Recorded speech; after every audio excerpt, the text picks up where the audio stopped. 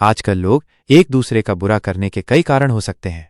सामाजिक दबाव, social media और अन्य माध्यमों से हम लगातार दूसरों की तुलना करते हैं, जिससे ईर्ष्या, प्रतिद्वंद्विता और नकारात्मक भावनाएं पैदा हो सकती हैं। धैर्य का अभाव, तनावपूर्ण जीवन शैली और तेजी से बदलती दुनिया में लोगों के पास धैर्य कम होता जा रहा है। छोटी छोटी बातों पर भी लोग गुस्सा करते हैं और एक दूसरे पर आरोप लगाते हैं। संचार का अभाव, लोगों के बीच खुलकर बातचीत कम हो गई है, जिससे गलतफहमियां पैदा होती हैं और लोग एक दूसरे को गलत समझ लेते हैं। स्वार्थ, आजकल लोग अपने स्वार्थ को सबसे पहले रखते हैं, दूसरों की भावनाओं का ध्यान कम रखते हैं। असुरक्षा, कई लोग अपनी कमजोरियों को छिपाने के लिए दूसरों को नीचा दिखाते हैं।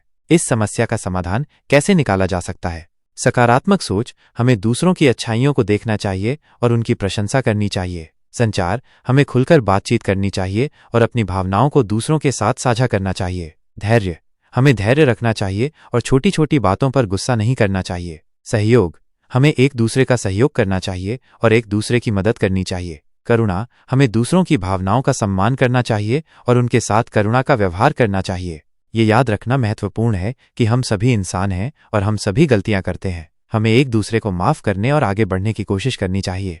अगर आप इस विषय के बारे में अधिक जानना चाहते हैं तो आप निम्नलिखित विषयों पर गौर कर सकते हैं।